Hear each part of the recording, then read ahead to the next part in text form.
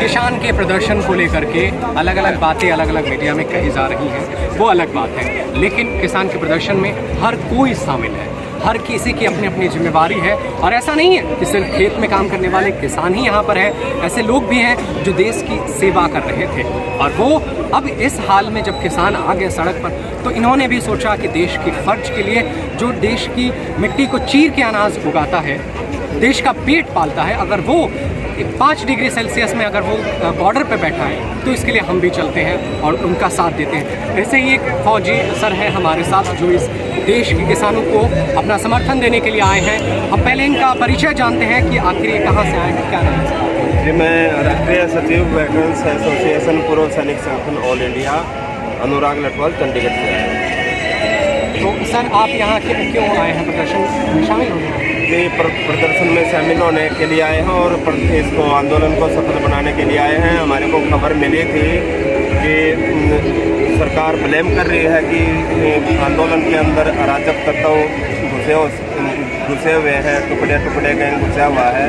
तो मैं अपनी इंटेलिजेंस टीम जो पाकिस्तान के अंदर जाके काम करती है, ऐसे वो बंदे रिटायर्ड होने के बाद में मेरे संगठन में हैं और वो इस आंदोलन के अंदर तीनों जगह टिकरी बॉर्डर, सिंगू बॉर्डर और ये गाजीपुर यूपी बॉर्डर, यहाँ पे मैंने अपनी टीम को तैनात किया हुआ है। यहाँ पर किसी भी प्रकार का, हम पुलिस को भी चेक कर रहे हैं, पुलिस को नहीं पता, किसी को भी नहीं पता है कि यहाँ पे कौन आपको नोटिस कर रहा है, लेकिन एक आदमी है जो हमारा जो हर चीज़ को नोटिस करता है। तो बिल्कुल यहाँ पर सारे राष्ट्रवादी लोग आए हुए हैं, किसान पुत्र आए हुए हैं, मजदूर आए हुए हैं और जवान आए हुए हैं। यहाँ पे किसी भी टाइप का कोई अराजक तत्व नहीं है। ठीक है, आपकी बातें सही है, अराजक तत्व नहीं है, किसान प्रदर्शन कर रहा है। तो आखिर प्रदर्शन की नौबत क्यों आई है? क्योंकि सरकार कह रही है कि वो ये जो बिल है वो किसानों के हित में है। वो कह रहे हैं कि मंडियों को डिजिटलकरण कर दिया जाएगा, किसानों को एक नई दुनिया मिल जाएगी, किसान की ज़िंदगी बदल जाएगी इससे। तो फिर किसानों को भरोसा क्यों नहीं हो रहा है? अब मोदी जी को 6 साल हो गए और मोदी जी लगातार पहले उन्होंने बोला था कि जीएसटी से पैसा कलेक्शन होगा, उसके बाद में नोटबंदी से देश के हालात सुधरेंगे, पैसा आएगा। तो और भी बहुत सी चीज़ें वो लेके आई, गैस सब्सिडी से लेके और भी बहुत सी तमाम चीज़ें योजनाएं लेके आई। लेकिन देश का जो किसान है, जवान है, मजदूर है, उसकी जेब में पैसा नहीं है, आम जनता की जेब में पैसा नहीं है आज के समय में। और इसलिए इस सरकार से विश्वास ख़त्म हो चुका है। और दूसरी चीज़ ये जो बिल इन्होंने पास किया है, ये 6 महीने पहले ज़रूर पास हुआ है बिल, लेकिन इसकी योजना 2 साल पहले बन चुकी है। क्योंकि पानीपत का जो इलाका है वहाँ पे अडानी ग्रुप ने बड़े बड़े अनाज भंडारण के लिए रेलवे स्टॉक बना दिया है और रेलवे ट्रैक का भी वहाँ पे अभी काम चालू है। लेकिन एक बात है मेरी आपका सीधी बात है कि आप ये बताइए कि ऐसा क्यों नहीं होता है कि जो है किसान जो है कुछ समझौता कर लेते हैं, कुछ बातों पे आगे आ जाए जो है और सरकार कुछ पीछे चली जाए। ऐसा होना चाहिए कि बीच का कोई रास्ता निकल जाए ताकि ये आंदोलन खत्म हो। क्योंकि मैं यहाँ देख रहा हूँ कि ऐसे ऐसे बुजुर्ग हैं जिनको यहाँ नहीं रहना चाहिए, उनको घर पे रहना चाहिए, बेहद ही सुरक्षित तरीके से रहना चाहिए। तो क्यों नहीं कोई बीच का रास्ता निकल जाए आपके हिसाब से? जी, ये देखो छोटी सी बात है, बिल्कुल किसान कुछ नहीं मांग रहे, किसान मांग रहे हैं एमएसपी की गारंटी। एमएसपी की गारंटी दे दे। बात तो यही है ना सर कि जब एमएसपी बना था तब तो ये प्रशासनिक आदेश है, ये तो पहले कानून में नहीं था। जब लाल बहादुर शास्त्री जी प्रधानमंत्री थे तब ये चीज़ें आई एमएसपी, तब कानून नहीं था। तो फिर आज कानून बनाने की जिद क्यों हो रही है? जी, अभी हम देख रहे हैं लगातार हमारे देश के अंदर हर डिपार्टमेंट को प्राइवेट कंपनियों के हवाले किया जा रहा है।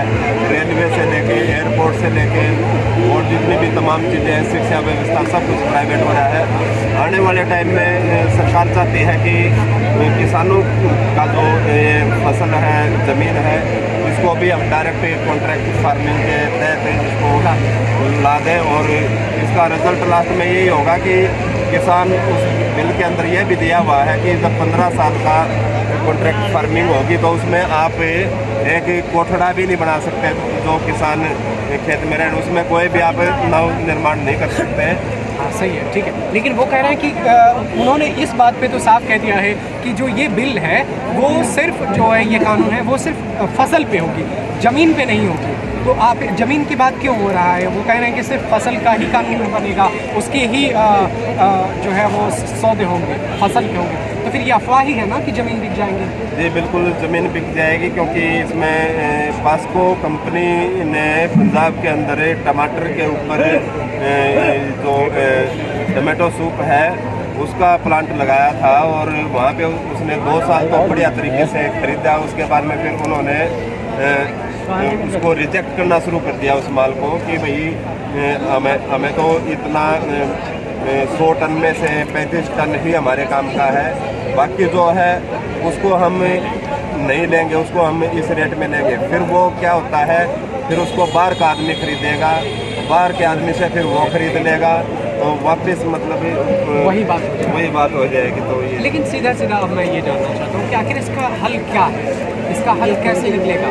सरकार कानून वापस नहीं करेगी तो फिर हल कैसे निकलेगा? क्योंकि इसका हल निकालना जरूरी है। इसका हल ज़रूर निकलेगा, क्योंकि जो सरकार है, सरकार को जनता ही बनाती है और जनता अभी एक हो चुकी है। जवान, किसान, मजदूर, हर कैटेगरी इस सरकार से परेशान हो चुकी है और जिस तरीके से सरकार को बनाया है उसी तरीके से सरकार को बाहर कर सकते हैं। और हमारे बीच के जो लोग हैं, पूरा देश आज वंशवाद की राजनीति और जितने भी नेता हैं इनसे परेशान हो चुका है, आहत हो चुका है।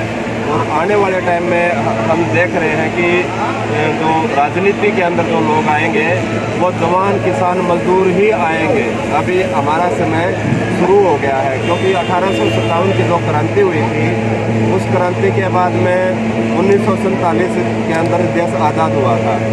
उसके बाद 100 साल का जो एक पीरियड होता है, लिमिट होता है, नेचुरली मानो इसको चाहे कैसे भी मानो, तो अब 1947 के बाद में 2047 के लिए हमें आप समय देख लो कितना बचा है। आज 2021 आने वाला है, तो 21 में और 47 में कितना अंतर है।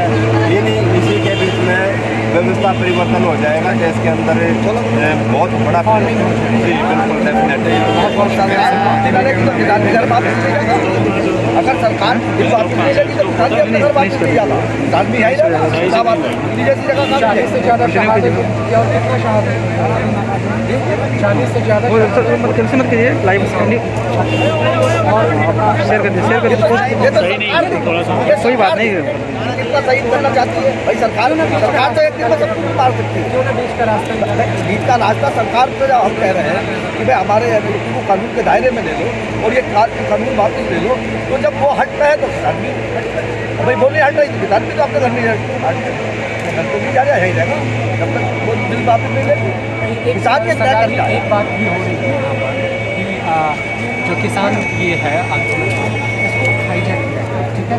ये बातें आम तौर पे घूम रही हैं, वो पक्ष घुमा रहा है जो किसान आंदोलन के खिलाफ है, ठीक है।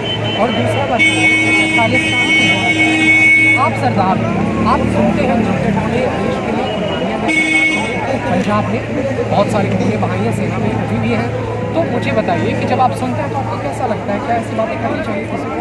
मेरे पिताजी आर्मी में थे और 2 लड़ाइयाँ लड़ी। अगर मैं उनके वीर चक्र दिखा दूँ तो समझो मैं सच्चा हूँ।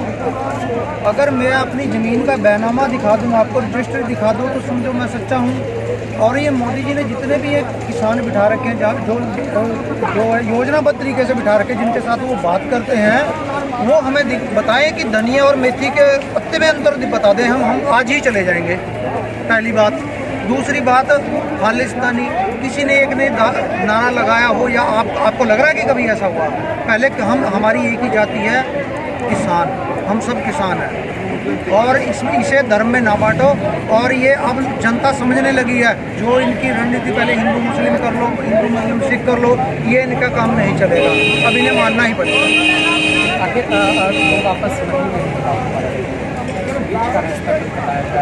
जो हमारे बड़े बुजुर्ग थे, सजाए काला पानी तक हो चुकी थी उन्हें, और सजा काट के आए हैं काला पानी से भी। वो ये तो उससे तो कुछ नहीं है, हम जब तक जिंदा हैं हम यही रहेंगे। वो तो सिर्फ 5 साल के लिए है, हम सारी हमसे उम्र बात करने के लिए। तो ये है किसान जो है अपनी जिद पर अड़े हुए हैं कि बिल जब तक वापस नहीं होगा तब तक वो यहाँ से जाएंगे नहीं।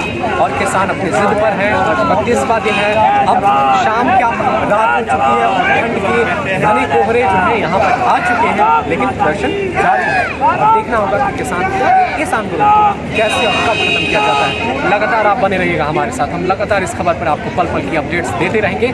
फिलहाल आप बने रहिए हमारे साथ, रुकते हैं एक ब्रेक के लिए। नमस्कार। Subscribe to our YouTube channel and press the bell icon to get the latest updates.